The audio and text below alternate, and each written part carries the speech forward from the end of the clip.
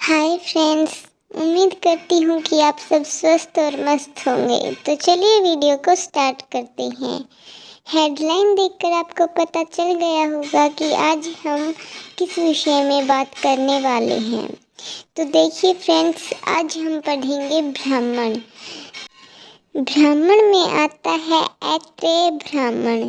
ऐत्रेय ब्राह्मण की कथा अगर आप लोगों ने नहीं सुनी है तो मेरी पिछली वीडियो, जिसका मैं लिंक आपको डिस्क्रिप्शन में दे दूंगी, तो आप वहां से देख सकते हैं कि ऐत्रेय ब्राह्मण कौन है और ये ग्रंथ कैसे और कब बना, तो उसका पूरा विवरण उसमें आपको मिल जाएगा। तो चलिए वीडियो को स्टार्ट करते हैं। आज हम अध्याय 33 पढ़ेंगे। तो चलिए स्टार्ट करते हैं। हरिश्चंद्रो है वेधस इक्ष्वाको राजा पुत्रः आस तस्य है शतं जाया बभूवुस्तासु पुत्रं न लेभे तस्य है पर्वतनार्धौ गृह उषतुः स है नार्धम पपृच्छ इति। ये इस अध्याय का प्रथम गद्यांश है। तो चलिए अब इसकी हिंदी को देखते हैं फ्रेंड्स। इसकी व्याख्या करते समय हमें 4-5 चीज़ें ध्यान रखनी होती हैं फ्रेंड्स, जो इस प्रकार हैं। जैसे कि हमें पहले प्रसंग लिखना होता है, फिर शब्दार्थ होते हैं, फिर व्याख्या होती है। अगर आप विशेष टिप्पणी करना चाहते हैं तो वो भी कर सकते हैं। जो प्रसंग होता है फ्रेंड्स, वो आप इस प्रकार लिख सकते हैं। जैसे प्रस्तुत गद्यांश ऐत्रेय ब्राह्मण के शून्यशेप नामक जो 33वां अध्याय है उससे उद्धृत है। इस गद्यांश में क्या बताया गया है आप वो भी लिख सकते हैं। फिर आते हैं शब्दार्थ। शब्दार्थ में आप लिख सकते हैं वैधस्य। वैधस्य का अर्थ होता है वेधश का। और भी बहुत सारे शब्दार्थ हैं, जैसे अपुत्र। इसमें अपुत्र जो होता है वो होता है निसंतान। और जो इक्ष्वाकु है ना फ्रेंड्स, ये। फिर आता है फ्रेंड्स जाया। जाया जो शब्द होता है वो पत्नियों के लिए प्रयोग किया जाता है, जैसे जाया पत्नियाँ। और जो आगे होता ताशु। ताशु का अर्थ होता है उनमें। लेभे का अर्थ होता है प्राप्त करना, प्राप्त किया, प्राप्त हुआ। लेभे का अर्थ होता है प्राप्त होना। फिर आता है उषतुः। इसका अर्थ होता है निवास करना। तो अब शब्दार्थ हो चुके हैं, अब आते हैं व्याख्या पर। व्याख्या की शुरुआत होती है इक्ष्वाकु से। इक्ष्वाकु का अर्थ होता है इक्ष्वाकु। इक्ष्वाकु वंश में एक राजा था जिसका नाम था वेधस। वो एक राजा था इक्ष्वाकु वंश का। उसका पुत्र राजा हरिश्चंद्र जो निसंतान था, उसका कोई पुत्र नहीं था। आगे देखिए फ्रेंड्स, तस्य। तस्य का अर्थ होता है उसकी।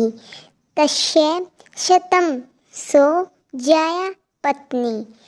इसका मतलब है उसकी 7 पत्नियां थी। बभूव का अर्थ होता है हुआ। ताशु उनसे। पुत्रम पुत्र। न नहीं। लेभे प्राप्त हुआ, यानी उनसे कोई भी पुत्र प्राप्त नहीं हुआ। जो 100 रानियां थी उनसे कोई पुत्र प्राप्त नहीं हुआ। आगे देखिए फ्रेंड्स, तस्य उनके। पर्वत नारदौ। पर्वत और नारद जो ऋषि हैं, ये दोनों पर्वत और नारद। गृह घर में। उषतुः निवास किया। किन्होंने निवास किया? जो पर्वत और नारदो हैं उन्होंने। इसकी हिंदी क्या बनेगी वो देखिए। उनके घर पर्वत और नारद नामक 2 ऋषियों ने एक बार निवास किया। सह वह नारदम नारद से पप्रच्छ पूछा। किसने पूछा? इसमें से का अर्थ वह यानी हरिश्चंद्र। हरिश्चंद्र ने नारद से पूछा, आज से हम ऐत्रेय ब्राह्मण के दो गद्यांश रोज करेंगे, तो एक भी वीडियो मिस मत करना फ्रेंड्स। और अभी तक आपने मेरे चैनल को सब्सक्राइब नहीं किया है तो प्लीज़ फ्रेंड्स चैनल को सब्सक्राइब कर देना। तो चलिए अब दूसरा गद्यांश देखते हैं फ्रेंड्स। यम नवीमं पुत्रमिच्छन्ति ये विजानन्ति ये च न किं स्वीद पुत्रेण विन्दते तन्नम आचक्ष्व नार्धेति इति। इसमें हम शब्दार्थ व्याख्या के साथ साथ ही करेंगे। तो देखिए फ्रेंड्स, विजानन्ति जो जानी है अथवा जिसे जान है, ये चैन जो अजानी है, यम नवीवम ये सब कौन? यम नवीमम जो अजानी है जानी है दोनों ही वे सब।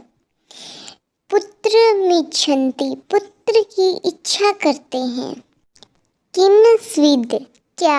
पुत्रेण पुत्र से, विन्दते लाभ होता है यानी पुत्र से क्या लाभ होता है? तनम उससे, आचक्षुव कहो, नारदे इति हे नारद।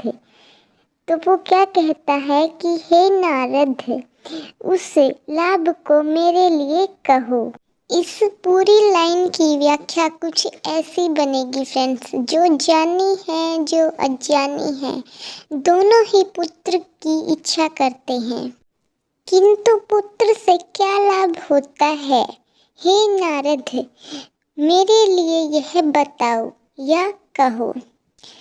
उम्मीद करती हूँ कि आपको ये दोनों गद्यांश समझ आ गए होंगे। फिर मिलते हैं अगली वीडियो में, तब तक के लिए धन्यवाद।